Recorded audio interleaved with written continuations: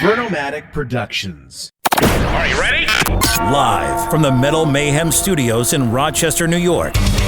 We are gold.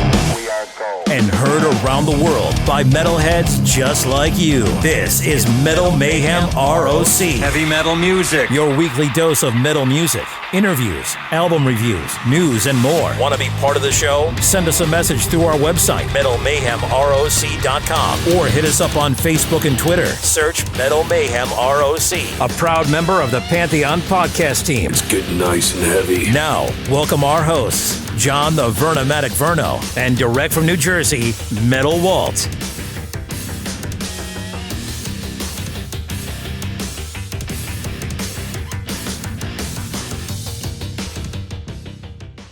Good evening, everyone, and welcome to Metal Mayhem ROC. On tonight's episode, we're joined by melodic rock vocalist Ronnie Romero, the hardest working man in the business. He's had one hell of a 2023 so far, but most importantly, he's here to talk about his brand new solo album, Too Many Lies, Too Many Masters. Ronnie, welcome to Metal Mayhem ROC. Thank you for having me. So I have to say, I mean, you've had a heck of a 2023 so far. I mean, I saw you with the Schenker tour last fall, a little under a year ago. And since then, you put out the Raised on Heavy Radio. You did the Rock Meets Classic tour. Then the Elegant Weapons album came out. Then you toured with these guys. Now you have a new album coming out and another tour. So, man, it's been crazy. Talk a little bit about your year so far. Yeah, it was great. You know, since we did this tour with Michael Schenker in the U.S. and then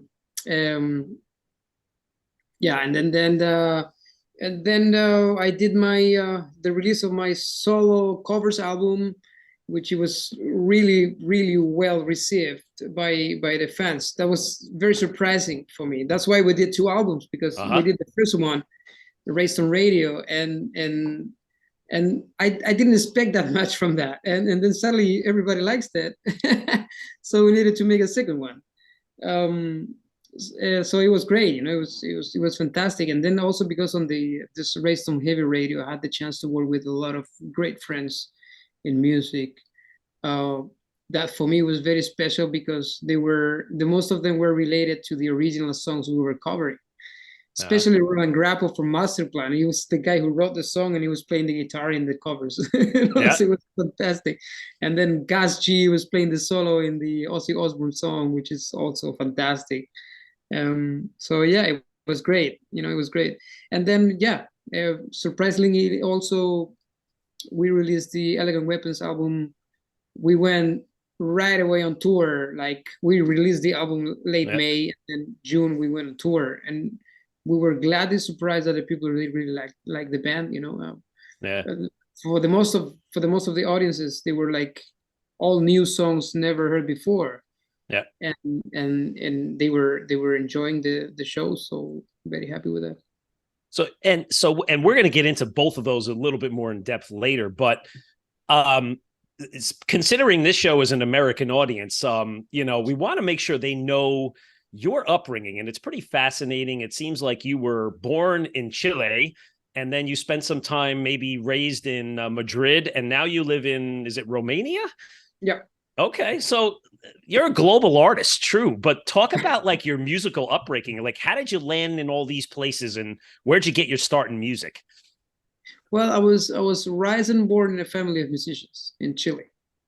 Obviously, the circumstances were totally different because, you know, I was born in the 80s, where we were going and then going through this dictatorship situation, and then he ended up in the 90s when I was a teenager, you know, getting interested on the rock bands, and at that time it was pretty hard to get music from out of the country.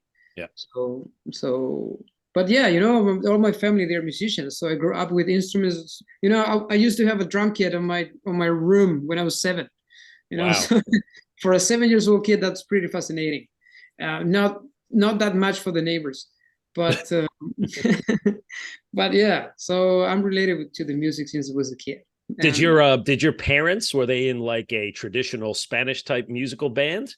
No, they were my grandfather, rest in peace. He used to have a big band. Oh, wow. Yeah, so he was a saxophonist, and my father, he was a crooner. He was the crooner. Yeah, Amazing. So yeah, he did some Sinatra and maybe some Tony yeah, Bennett material. yeah, absolutely. Wow. Does he Yeah. still perform himself? No, he died Oh, sorry to hear 13 that. years ago. But yeah, Okay. he was a great singer. And he was probably the person who supports me the most with the Yeah. music. When I was 15 and I was putting my first band together with some schoolmates, he was driving with his truck. He was doing the loading, load out, waiting for us outside the venue, that kind of stuff. He was pretty supportive because he knew, like I Yeah. love the music. Yeah. That's amazing. And then you ended up, of course, in the mainland Europe, in Spain, and now you're over in Romania. So, and we'll touch on your back history, but it's fascinating when you look at your CV of your career that really it is only about maybe 10 years old or a little bit more. You've been you've got a lot of material out there, Well, So if you count from the first Lords of Black release, which yeah, was probably the first professional thing I did, right. we're talking about 10 years. If you talk about Rainbow, which was the breakdown for me, Yeah. I would say, yeah, that was even less. It was 8 years ago. I know. Well, it's impressive to say the least, but hey, most importantly, we want to get into your new solo album. So, Too Many Lies, Too Many Masters. I've done a deep dive of it. I've listened to it a bunch of times. It's a really cool album. I want to ask you all about like the story, the musicians, the artwork, and then what I like to do is I like to go through the tracks themselves. I have my opinions of them, and then I want to hear most importantly from you. So maybe firstly, talk about the album title. Where'd you come up with that name? Well, I will say that the name of the album, it would be the perfect resume of my career. Okay. In terms of when I say Too Many Masters, it's because the experience that I was living through the years working in the music, like you have a lot of people around telling you all the time what you should do, and there is a lot of experts in every aspect of your life around telling you everything that you should do, or you must do this, or you shouldn't do that. Especially for me, it's pretty funny how the people, they have an opinion about me, and then when I do what they want, they change their minds. And there is a very very funny example of that, because through the years, as you may heard, a lot of people were saying, you're playing in too many bands. There's too much. There's too many bands. You should do less and all this stuff. And I remember this at the beginning of 2023. I just quit Michael Schenker to focus on my solo career, and the people was criticizing anyway. So that's the Too Many Masters comes from. Yeah. And then Too Many Lies is mostly because of in the industry and in the business, you get disappointed very often with people. You get disappointed and frustrated with people telling you, offering you things, and then the most of the things are a lie. So I was thinking about what I've been going through the last few years since I joined Rainbow.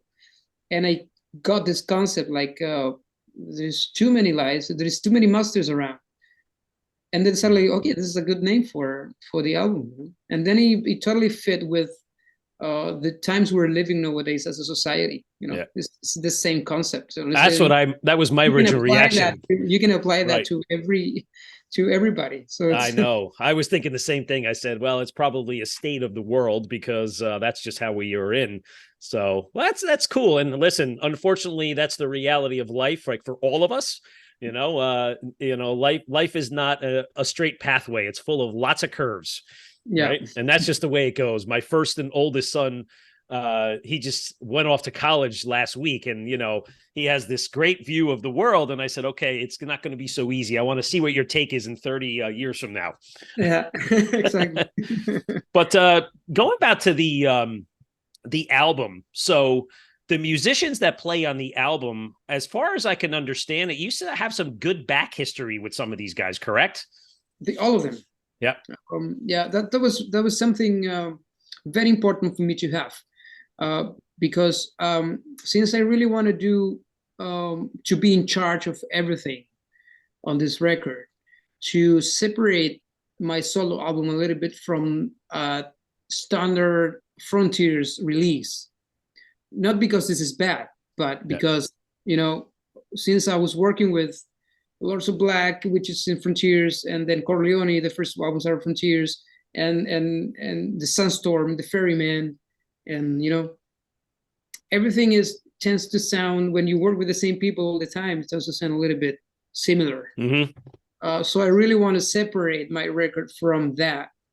So the first thing I wanted to have was to have a more organic sound on the record, and that the only way to get it is to work with people you can trust, in terms of music, mm-hmm. and to be all together and trust on their capabilities. So I really want to have friends as a band. I think it's like the old-fashioned way when sure. You were growing up in the garage playing covers, and then you were putting a band together. Yep. So it's kind of the same philosophy. And these guys, you guys go back how long? 10 years? More than that? Yeah, even more. Yeah, with a guitar player, with Jose Rubio, we did an album together 11 years ago in Spain. Wow. It was released locally, but it was pretty successful. So it looks like we had good chemistry writing music together. So for me, it was, and also because he's a very versatile guitar player. Sure. So it's not just like a heavy metal rock, so they can play different things. So it was very important to me to have, this typical like a singer guitar player match on the band, which, like the old bands, when you have Ian Gillan and Richie Blackmore and Robert Plant and and Jimmy Page, and so I really wanted to have the same tandem. So did you guys actually did you do all the songwriting with the band and vice versa? Were you guys in the studio together? Was it virtual? In the room. That's awesome to hear. Yeah, I think even you can listen that on the record because it sounds more organic. Yeah. And I really wanted to go that way. So to make a little difference in terms of sound. That's and it is true. Like in so many of the artists that I interview, we hear so many things that during the pandemic and other times, now it's just become too easy to work in one room and the other. And we do interview a lot of artists from Frontiers. And I remember Robin McCauley saying to us that, hey, you know what? He's out in Southern California. The band's in Italy. They just marry up the tracks to the vocals and they don't ever have to see each other. But that's not how we were raised on that. But I mean, that's pretty okay for me. I did that many times also. With the Ferryman, for example, is actually like that. And with the Sunstorm is the same thing. I just get the tracks from Italy and then I go to the studio here in Bucharest. And then which that's pretty awesome, but that's pretty cool because technology allows you to do that. Yeah. But then if you really want to bring something different, and especially for me, because I really wanted to have these sounds from the 70s and the 80s. Yeah. And that was the only way to get. That's all of. Did you record on analog by any chance? Yeah, a lot of the things are recorded in analog. Okay. Yeah, I was sensing that, and I said, okay, I'm going to ask you that question. But well done. As we're both old school guys, I mean, I'm a little bit older than you, but I'm the guy that still goes out and buys CDs and everything. The packaging is, and I want to mention that later, or we'll talk about that. But the cover art, amazing cover art. It's got this beast on there, and it's just like talk a little bit about the art. Who came up with that idea? Who did the drawing, and that kind of thing. Yeah, it was. I mean, I really want to be in charge of literally everything. So I was thinking, since I wanted to make this, to have this direction with the album in terms of sound, like I talked to the guys when we were writing the songs, I want to sound like Look Up the Wolves from Dio, a little bit Black Sabbath from the Dio era also, the Humanizer maybe, kind of, going in that way. Yeah. I should have a cover, at the same level. So I remember that day I saw the Last in Line artwork, which is pretty much the same colors we're Yeah, using. it is. You're right. Yeah, and then I say, okay, I need to have like the Too Many Lies, Too Many Monsters. Is talking about the society. I really want to have this visual of this world's going to an end, and the people is desperate and all the stuff, and there is a central figure all the time, which is this wolf in the center of the cover, which is a character from the Romanian mythology. Is a half wolf, half snake, or even dragon. They say sometimes. The earlier, very early Romanians in the territory, they used for war. It was a kind of a artifact. It was catching the wind and making a special noise that was, scaring the opponents. Yeah. Oh wow. Yeah. So it's called Draco. It's called Draco, right? Draco. Okay. Hello. Yeah. So Dacian Wolf also is called. So it's Yes, Daco. Sorry, it's Daco. Dacian Wolf. So I really want to have this. Since I moved to Romania, my wife, she's Romanian. I moved here 4 years ago already. So I really want to have this little detail with the country, That's nice. Wife. Oh, hi. Nice to meet you. Hi. Nice to meet you. Thanks for popping on and saying hi. So we developed this concept, and then I have this good friend of mine in Chile. He's a countryman, and he's a great artist because he did everything hand drawn. Oh wow! And he digitalized everything after, but the first sketch is hand drawing. So it's also different from his releases in that way. Yeah. Well, it's cool. It's definitely cool. So now that we have the whole background on the album, that's pretty awesome. We got to get into the meat and potatoes, which is the songs themselves. So you got 10 songs on the album. I'm just going to dive right in, and I'm going to talk about some of the impressions I have on all of them, right? Okay. So I'm going to go to the middle of the album first, just not the same. So Girl, Don't Listen to the Radio. Now this one was it's different than the others. You hear all these frequency sounds, and it's like I almost said there's something like there's like this sexual tension, sensual vibe behind it. Yet you come in with this like growling vocal, and it's like I feel like it's like a video game monster ready to pull me in. So that one really stood out. And then the one right after that, Crossroad, which real good bluesy track. I really hear your like a great David Coverdale-esque kind of vocal in that one. So I don't know if you were going to get at that one, but I'm a sucker for a great blues, hard rock, metal song, and I think you did a good job on that one as well. So maybe talk about those two tracks. Yeah, the Girl Don't Listen to the Radio it was pretty interesting how the song, how we came and on that song. It was an idea from Andy, the drummer. He is a very, as I say, he's a very musical guy. He can play the piano and he can write great music, but he's pretty. He's not like too old-fashioned like we are. It's not too much into Deep Purple and Dio and all that kind of stuff. Okay. It's a little bit more into the modern music. So I told to him, I really want to have like this kind of song, and he came with this riff. And he did the riff, and he played the guitars and everything, and he came with the riff, and it came to my mind, like a Motley Crue lyric, let's say. Yeah. Talking about my wife, because she was telling me at that time, I wrote a song for my son, and all the stuff, and she was like, she was telling me, I need to write a song for me, So okay, I'm gonna put this. She's a beautiful woman, so I will put this like a figure of, this femme fatale, this lady that listen to you. She's always not paying attention to you. She's always in other thing. So she's in the car, listening to the radio, turn up the volume and all the stuff, and what you're trying to show your feelings, and she doesn't care. So I just came up with a lyric, and it turns out something very interesting. So that was it. That's good. And she was probably expecting a very romantic love song, but you gave her something completely. No, it's actually cool. Well, I was right on that one. So yeah, it's a cool track. And what about Crossroad? Crossroads, there was probably one of the last songs we wrote because we had other ideas, and then I thought it would be nice to have not a ballad but something more quiet. And then Jose, he told me, I have this, but I think it doesn't fit on the record because it's a blues.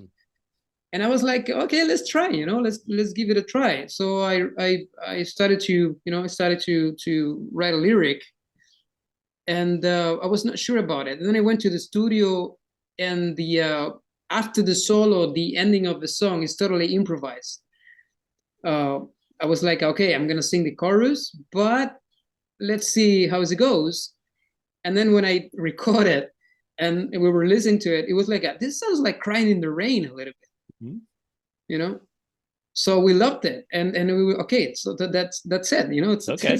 It works, Totally. And that's why I told you before. It's very organic because it's just one take, and let's see what happened, and it works, So that's awesome. Works for us at least. Yeah, totally. I love that track. I didn't in through all the record, I didn't make like 100 takes with overproducing backing vocals and all that kind of stuff. It was pretty natural. How long did it take from end to end, from the songwriting to, let's say, the cutting, the final production and all that? I will say a couple of weeks. Wow, that quick. Yeah. Wow. That's really organic. It was pretty smooth, and we were pretty clear what we want, So besides Crossroads, which was the last song we wrote, we were pretty clear. I told the guys, I really want to go this way. So the day after, they came with a lot of ideas, and I was writing the songs. And actually, the funny thing is, I got the songs. They say, okay, this is going to be nice. We work on the structures. They record it. And then with the final recordings, I was, listening 3 songs per day. I was writing the lyrics, going the day after to the studio right away, then coming back by night until 5 a.m. I was writing 3 new songs, going to the studio the day after. So I didn't prepare the production vocal-wise too much, because I really wanted to be spontaneous on the recording. That's awesome. So yeah, I think it works. Okay, that's good. So you got a couple tracks. You put a few videos out there, performance videos. So Castaway on the Moon, and then Chased by the Shadows. Again, I love both of those songs. My impression of Castaway on the Moon, it's like that first track, so it sets the tone. I love it because it's got fast drums and guitar and like totally killer melodic chorus, really memorable. And I could just imagine when you get out on the road, that's got to be your show opener. And Chased by the Shadows, again, that one, I hear that little bit of Dio-esque sound to it, kind of a mid-pace song, So really cool. And it's just nice to see a performance video. It's not just you, but it's your band out there just playing it out. So what's your opinion on those 2 songs? Yeah, exactly that. I mean, we really wanted to have Highway Star song at the beginning, because actually when we were talking about the record before to write the songs and all the stuff, I talked to the guys, we need to be together because I really want to be organic and be together and go to the studio together and all the stuff. And we were talking about the Machine Head from the Purple, when there is a version of Highway Star at the beginning where you can listen Richie Blackmore tuning, and they're doing like a line check, and then they are recording the song all together at the same time, which is it's fantastic for me. Yeah. So I told the guys, I really want to have something like that, and we were talking about this Highway Star at the beginning. So this song came out, and is about a Korean movie I was watching at that time. It's a very interesting concept, because it's about how society works nowadays, where we had a lot of people, but nobody cares of each other. So we're totally separate. So this movie is about a guy who's trying to suicide, and so he jumps from a bridge, and with bad luck, he lands in a small island in the river. Oh. In the middle of the city. So he get cast away in the island. So he construct his own world on that island, separate from the society, but with all the city around, which is very interesting. It's like a hero. That's an interesting concept. Yep. Yeah. So I came with the title of the song, and it was it was pretty clear that that's gonna be the first single. Yeah. And then the Shadows, Shade by Shadows, was the same thing. It was like a Black Sabbath Dio-ish kind of song, and since the people recognize me, since the Rainbow thing and connected with Dio and all this stuff, we needed to have a song like that.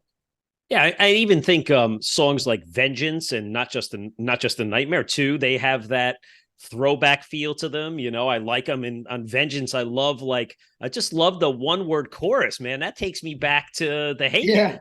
Just the one-word chorus is so powerful in metal. Yeah, exactly. It's a little bit, all those epic spit metal bands from Italy, especially Rhapsody. Rhapsody, Look at the Release, and all the stuff that I was listening since I was a kid.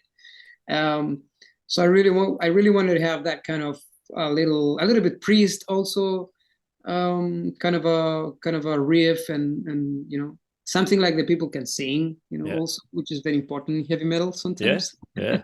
It's the best part when you could put on your headset and go for a walk or something. And I was doing that yesterday. I was walking around. It's been very hot in the New York, New Jersey area this week, but I go out for my lunch walk and, I'm like, people are looking at me and I'm doing this as I'm walking through the streets. They're probably, what is this guy doing? So I was listening to this one and then the Elegant Weapons album because, I'm like, I got to talk to Ronnie on Friday. I got to brush up on this stuff, but it's all good stuff. So talk about, I like to say some of the lighter songs, even though they're not light. So I've Been Losing You and then A Distant Shore. What are those about? I love them both. They're different. You got piano in there, these weird keys, but those definitely are a slight different change from the fast-paced stuff. So I'd like to hear from you, about those songs. Yeah, actually, I've Been Losing You is a song that I wrote. That was the only song it was previously there before to work in the album, because it's a song I wrote for Michael Schenker more than a year ago. When we were recording the last album with Michael, they sent me a couple of tracks, to write something, and I came out with that song, I've Been Losing You, but it didn't make it to the final track list. So I kept the song because I thought it was a good song. Yeah. Because I wrote it, so obviously it was a good song. Yeah. So I kept that, and then I said, okay, I'm going to put it here because it makes sense for me. It's a good song, and it's a little bit more modern hard rock music, like a little bit Pretty Mates, that kind of stuff. Yeah. The music is from Andy. It's typical from that kind of a song is typical from Andy. We did that many times with Lords of Black and the first two records. Yeah. So even it sounds a little bit like Lords of Black. Okay. And then A Distant Shore is probably the most special song for me because it's a song that I wrote to my son Oliver. He lives in Spain. He's 10 years old, but we didn't have the chance to meet since 2 years. Oh wow!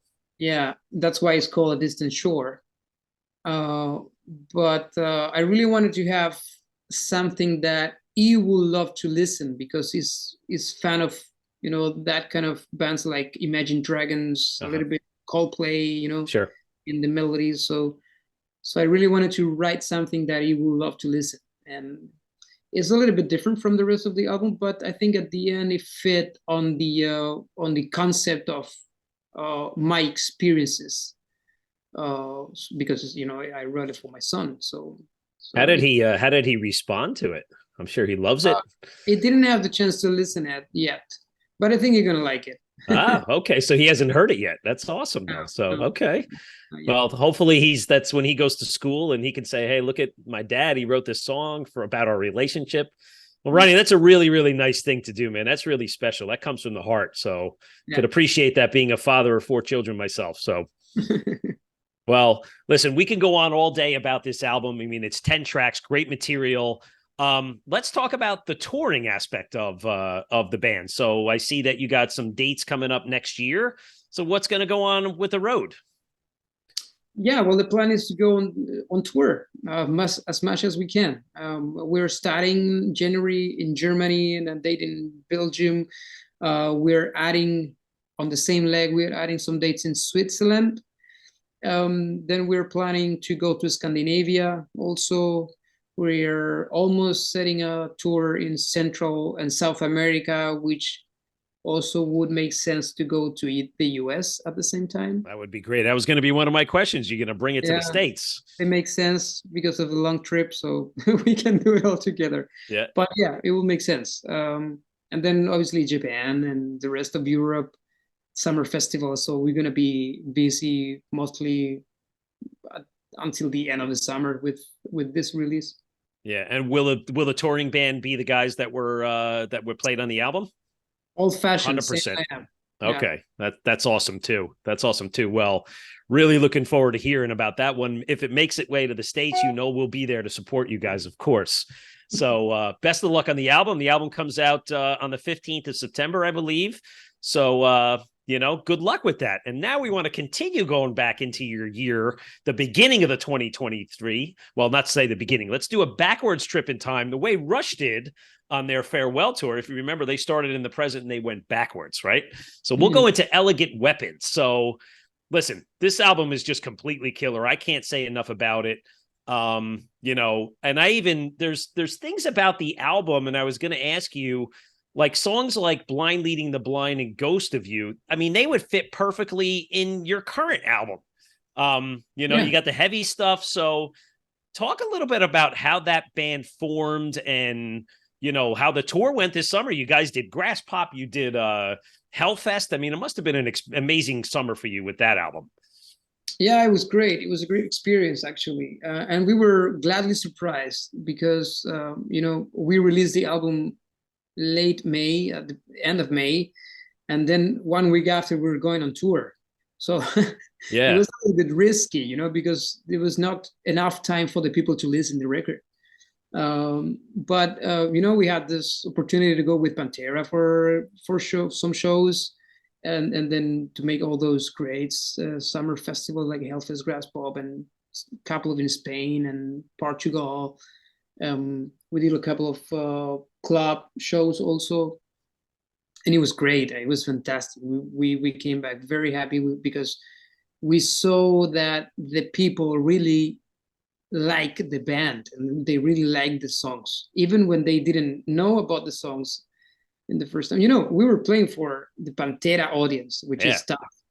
It was really hard to convince with more soft music, but it was great. The reaction from the people was fantastic every night. So we came back with the idea of this is something like the people really enjoyed it and they really like. We saw every night, even when, as I told before, they didn't know about the songs. They were enjoying, and it was great. It was great, and I like that because when Richie calls me the first time, it was I think it was during the pandemic still, and he talked me about this. I have the songs, and it's got Travis and Rex Brown recording and all the stuff, and I'm looking for a singer. And as usual with everything, I commit. It's like, okay, let me listen to songs, and if I like it, we can work. If I don't like it, obviously, I'm gonna say no. So he sent me the song, and if I felt like the songs were great, but the thing that attracts me the more, it was they were out of my comfort zone. So it's not the typical heavy metal hard rock thing. There's a lot of different elements on it in every song. As you say, Ghost of You, and I never sang a song like Ghost of You, for example, before. And then you have Downfall Rising, which is that's a heavy song, man. Pilots, elements, and there's a little bit of Audioslave also in some of the songs. There is a lot of Judas Priest, of course, in a couple of songs. So it was like, okay, this is something that's going to be very entertaining to make, and it's going to be bringing me to know where are my limits in that kind of music. So that was the thing. Was I'm just curious, you must have known Richie from the industry, but did you do the songwriting on the album, or was it a combination of you and Richie? Okay. The songs were ready when he asked me to join. Okay. And how did I mean, aside from playing at the festivals and with Pantera and that kind of thing, I see you guys sprinkled in some cover songs a little bit here and there, and probably to just change up the pace. So I saw Painkiller in there, and of course Lights Out, which is on the album, but that's cool too, right? It was great. We were we were struggling a little bit because not the festivals, but when we did a couple of headlining club shows, and obviously the people expect you to play for at least 70, 80, 90 minutes. Yeah. So we did the calculations, and it was like, okay, we're playing the whole album is 60 minutes. Right. So what we should do? Well, we should play a couple of covers. So we were trying every night a different thing. So one day we played Painkiller, and then we played something else, and we were jamming a little bit also. And then suddenly one day, I think it was in one of the festivals, we say right before the show, we say, which song we're going to play today, because we need 5 more minutes. Uh-huh. And Richie said, do you know War Pigs from Black Sabbath? Yeah. So, yeah, everybody knew the song. Yeah, of course, right. Good. And it turns into like at the perfect ending of the show. The people were singing, and so we thought, okay, we're gonna keep that one. That's awesome.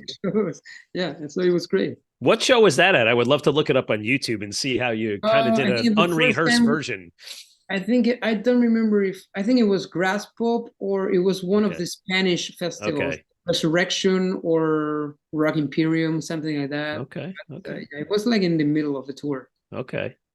Great. So I actually have a listener question. So Scott Saunders, who lives in Maryland in the U.S., wants to know, now that you're launching your solo career, will you remain the singer of Elegant Weapons, and will you commit to future projects with them? Yeah, absolutely. Yeah, for me, it's it's because it's the same philosophy that I was playing with Rainbow, I was playing with Michael Schenker, Adrian Vandenberg, and all that stuff. It was pretty cool, and I'm really grateful to have the chance to play with those great musicians. Yeah. And it brings me a lot to my career. And Rainbow, they put me on the spotlight, so I will be grateful forever. But I think it's time to move on, and to move on, obviously I need to be focused on my solo stuff. But also I think Elegant Weapons, we have a lot to say still. So it's just the beginning, and we're already working on a new album, and we have plans to tour next year. So I think this is going to be probably my main project, together with Lords of Black. It's going to be the 3 things I'm going to be doing for the most of the year from now on. That's great to hear, because again, that album is great. I mean, I love how Richie said, this is his vision of a band that when eventually Judas Priest retires, which who knows when they'll ever be, but we don't want them to retire, but inevitably they will. But it's nice to hear that he's already thinking ahead to having a band, not just an album, but band, So, and listen, that's got to come to the States, man. You guys got to get that here. Oh, yeah, I'm absolutely. just telling you that, man. So, yeah, I mean, the band is based in Nashville, so let's go there. All right. So now the next thing in your 2023 was the Rock Meets Classic tour. So, Ronnie, I'm going to tell you, man, it's like we're at a disadvantage in the States, because I'd be all over this. We would never, ever get anything of this nature in the U.S. And look at this.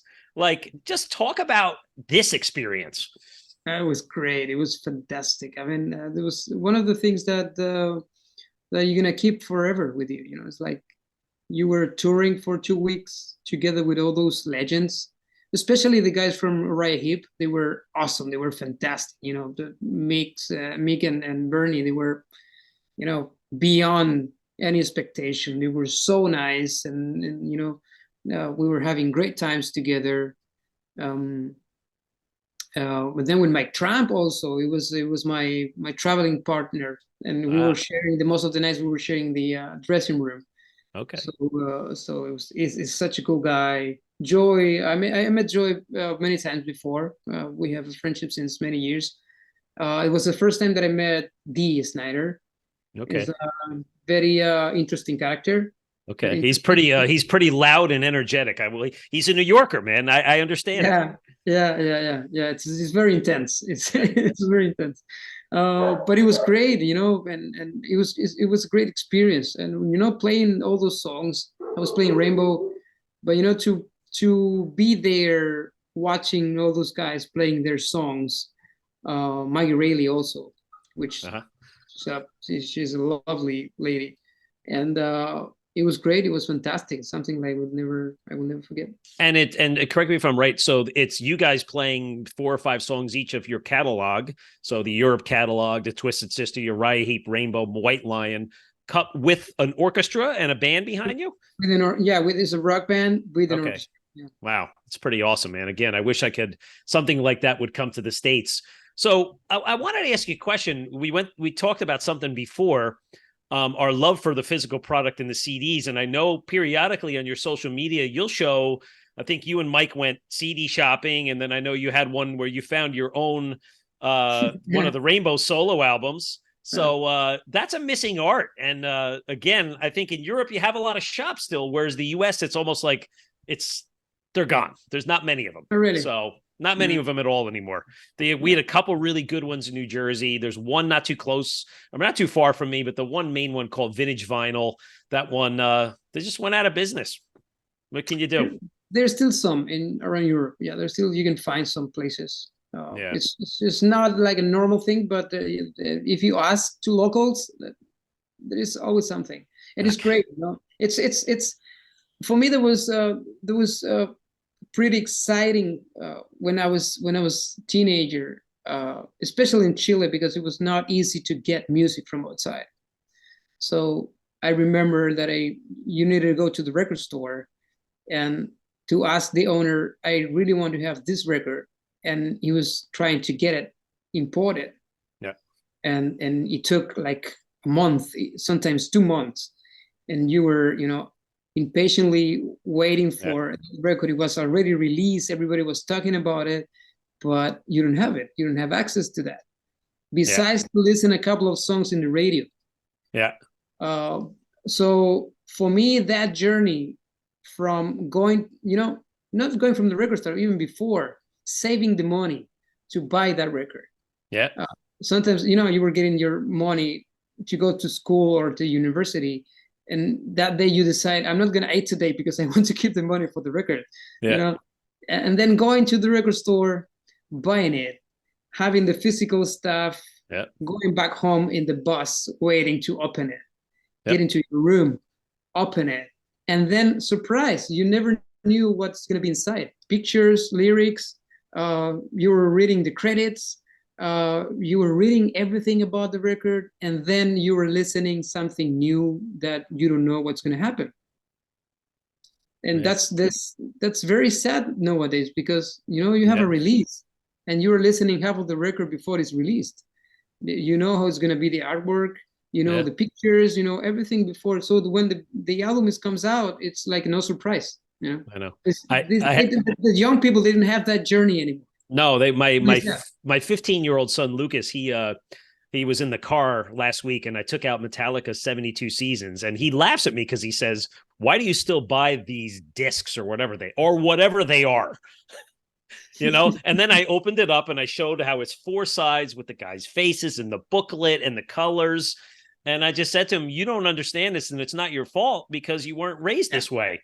But they don't get it. But anyway, that's a perfect segue into the next topic, right? The Raised on Heavy Radio album. And I don't know, Ronnie, I think maybe when you were on tour with Schenker, maybe I was at work one day, you must have broken into my house and stolen my CD collection, buddy, because I think there's a lot of stuff missing that's on this album, I gotta say. But maybe my first question, is that your wife? Is she the cover model on the album? In both covers albums is my wife. Yeah.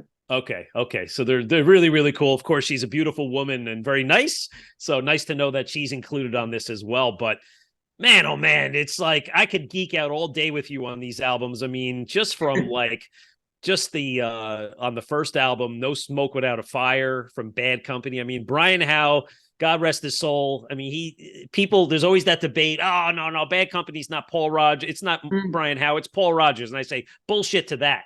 But I'm a big Tony Martin era Black Sabbath guy. That was my first introduction really to seeing these guys live.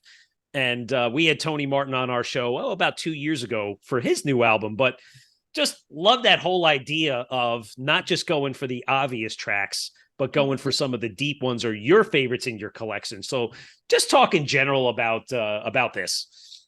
Yeah, that's for me was pretty there was something it must be when the Frontiers offers me to make the covers up.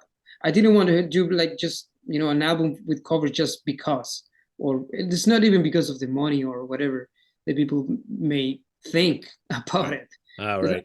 It's not about the money. That's right. That for sure. Well, not picking in these tracks. You could tell it's for the love of the songs. Not even the royalties go for the original songwriters. So it's not even because of the money, Yeah. So it was like okay, let's make this albums and but I really want to pay tribute to the music I'm covering, like a real tribute. Not just because I want to have more views on YouTube or more likes on the social. Mm-hmm. I really want to pay tribute to those artists. So since we had that clear, I say, okay, I'm not going to sing what the people is expecting me to sing. I really want to go as a fan on the B-sides, and that's why if you check on the track list, the most of, even with the bands, they have many or different singers. I go to the less recognized singer. Right. Because I really wanted to pay tribute to that person and to that musician. So as for me, for example, Black Sabbath, it was pretty obvious. It's for me, Headless Cross is such an underrated record. Oh yeah, absolutely. So I really want to go with Tony Martin in that side, and that side. And then the same with Brian Howe from Bad Company. So that was the thing, I really want to do something different, not just a covers album, something like the people will enjoy to listen as I do as a fan. I was going to tell you should hopefully you have Tony Iommi's number because he keeps talking about getting another solo album that was together. Because, he got the video clip. We did a video clip for The Shining, and he reposted on Twitter saying congratulating us, like a great cover. Wow, that's great. I hope you planted the seed, Ronnie. I think could. You know where I'm going with this, man. You know where I'm going with this. Yeah, that wouldn't be that crazy for me considering my previous experiences. True. Well, I was thinking of something fun to suggest. So if you were to do another covers album, and let's call it the Raised on Radio, the Metal Walt EP edition. So I'm going to give you the 5 songs I want you to do for the Metal Walt version. Ready for it? Yeah. So Black Sabbath, Heart Like a Wheel. Yeah, great. Badlands, High Wire. Oh, well, yeah, that would be nice. Yeah. Mr. Biggs, Alive and Kickin'. Good. Blue Murder, Jelly Roll. Oh, fantastic. And Sabotage's Jesus Saves. And I will have Chris Caffery again. How about that, man? How about that for your next album? Yeah. I didn't want to go that deep, but I could. That's good. But those albums are really, really great. And like I said, I really appreciate them. So, hey, a couple of few things. We got to talk on the Michael Schenker tour. So Metal Mayhem ROC actually covered the Stroudsburg, PA show, which was last October. You guys did a lot of touring. Who knows if you remember that or not. But I will tell you, Ronnie, I mean, the photos that you're looking at now, these were taken by me in the pit. And you were all the chatter. I got to say, you were all the chatter. We did a show write up and it was all about, you and what you brought to the table. But in general, just talk about the experience. I mean, of touring the States for 2 months solid. Yeah, it was great. It was fantastic. It was the first time that I was touring the US that long. Yeah. I did a couple of shows before. I play in the Pro Power in Atlanta also with Lords of Black some years ago, but it was the first time on the road, that the real road in the Yeah. States, which Yeah. is such a big country. Jeez. It is a big country. Yes, it is. Yeah, it was crazy, but we enjoyed a lot. We enjoyed a lot playing everywhere, and the people in every city was fantastic, and they loved Michael, and we were having fun every night. It was such a great experience. Yeah, it's interesting too. I have a funny story about this show because when I was driving, it's about an hour drive from my house, and I was coming around the corner from the theater, and I had to come to a quick stop from the car in front of me. And I'm not sure if it was you, but there were some of the band members were running out of the back of the theater, running across the railroad tracks over to Kentucky Fried Chicken. And the car in front of me had to put his brakes on as to not hit these guys. I would say that probably was me. I think it was the only one hitting trash food. But yeah, I would say that probably was me. I love Kentucky Fried Chicken. Yeah. Okay, so maybe it was you. I mean, that'll Maybe be it was me. Yeah, sorry that for would that. be the trailer for the episode here. Ronnie Romero almost gets run over and killed going for Kentucky Fried Chicken wings. For a couple of wings, yes. But again, you said it earlier, you're no longer with Michael, and I think Robin McCauley is back with him. So, but it sounds like you had a good partnership, and it was just time for you to move on. Yeah, absolutely. Yeah, I felt like it's for me during 3 years playing the same songs, which I totally respect because it's Michael Schenker's career and he's awesome. I really respect the way he's managing nowadays with his talent. He's still playing. I mean, we play, I don't know, for 3 years we're playing around maybe 100 shows. Yeah. I never saw him missing any single note, which is pretty not typical for a gear player. And he was on fire every night, which I think is amazing. What kind of, as a person, how is he? Because, he has this mystique that he's kind of a mysterious, aloof person. Like, what was he like as a human being on the road? It was great. He's traveling separate from the band, but, we had our moments on airports or, on backstage rehearsals and all that stuff. And he's a cool guy. It's very smart. It's very intelligent person. And you can talk to him about many things. Wow. And he has an opinion of everything. So you can have a very interesting chat with him. And he was great. He was treating me very well. Even my wife, because she was joining us on part of the tour. And they were very nice with us all the time. He's a cool guy. It was funny. I know that he was traveling alone because I remember I went back to drive by himself. Yes. I was backstage looking for you guys, and nobody ever came out. And then all of a sudden, Michael drives down with this black Cadillac, and he just rolled down the window and waved. So I said, "Oh, okay." Yeah, it was renting or Cadillac or Mercedes, depends on the area. But he was driving by himself every day because he loves that. That's pretty cool. That's pretty cool. Well, I'm glad it was a great experience for you on that.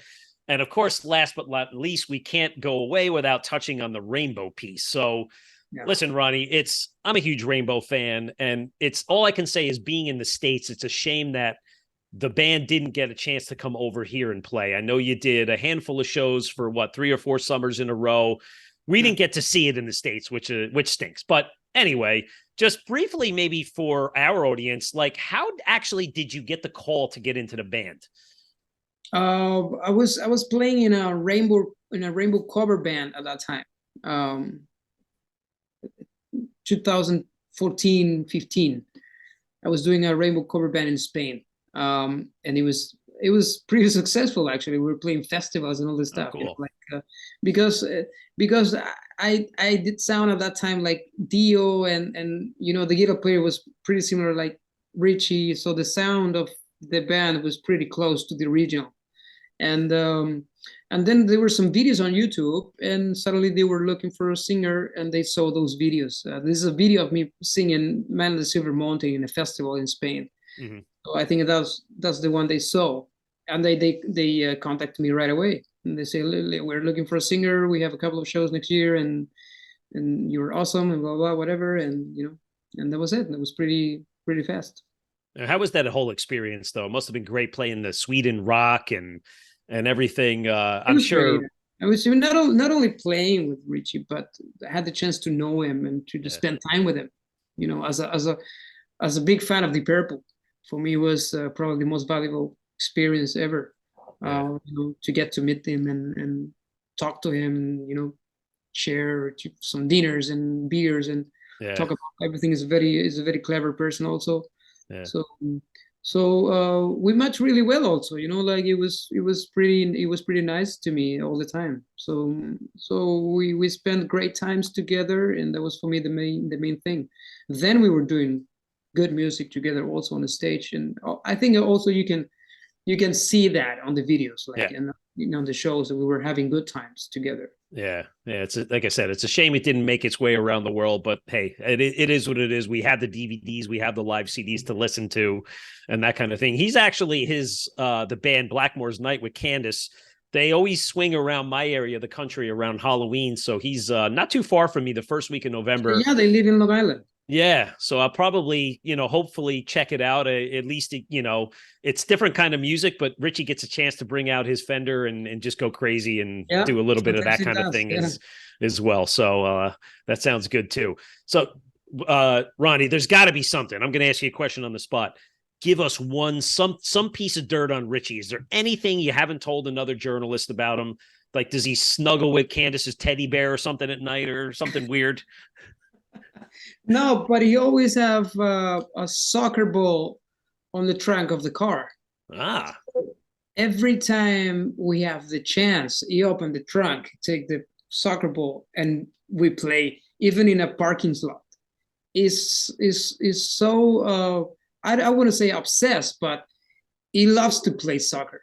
So yeah, sometimes even after rehearsals, we're going to the cars, and he was opening the trunk, and it's playing in the parking slot a couple of minutes, 5 minutes, and that's it. And then go. That's very funny. Does he have a certain team he follows? Is he like a fan of one of the big teams? Yeah, he's a big fan of the German teams. Yeah. Ah, the German teams. And what about yourself? Well, I'm a Real Madrid fan. Okay. That's cool. So you could always have some friendly debates over the football teams with Richie back in the day. Yeah, the funny thing is, the first time we played soccer together, we were in Birmingham and before the first tour, and so we put two teams for the game. Yeah. And he was in one team and it was in the other team. The thing he didn't know is I played soccer professionally when I was a teenager. Ah. So we win. My team wins. So the day after, when we played again, he told me, "You are on my team today." That's funny. That's really, really funny. Yeah. Well, Ronnie, this has been a great hour for me. I've really enjoyed this discussion. Just before we leave, where can our fans, what's your socials for these for the bands? Oh, my social, Ronnie Romero official, Instagram, Facebook, Twitter. You're gonna find everything. Also a YouTube channel. Everything is Ronnie Romero official. You can find everything, and also on Frontier. So yeah, that's the only official channels. Well, best of luck with the new album, and again, I'm sure we'll be speaking down the line. And good luck with the tour and the rest of 2023. If I could just ask you to stay on for 1 minute off air, sure. We'll take it from there. Okay. Well, we'll talk to you soon. Tell your wife goodbye. It was nice to meet her, and have a good weekend. All right. Same. Thank you very much. All right. Cheers, Ronnie. See you, man. Bye. Metal for Life. Thank you for listening to Metal Mayhem ROC. Check out our website at metalmayhemroc.com for information on podcasts, archives, links to all our live radio shows, and all sorts of info. Please like, follow, and share with everyone, even your non-metal friends. And always remember to keep it heavy.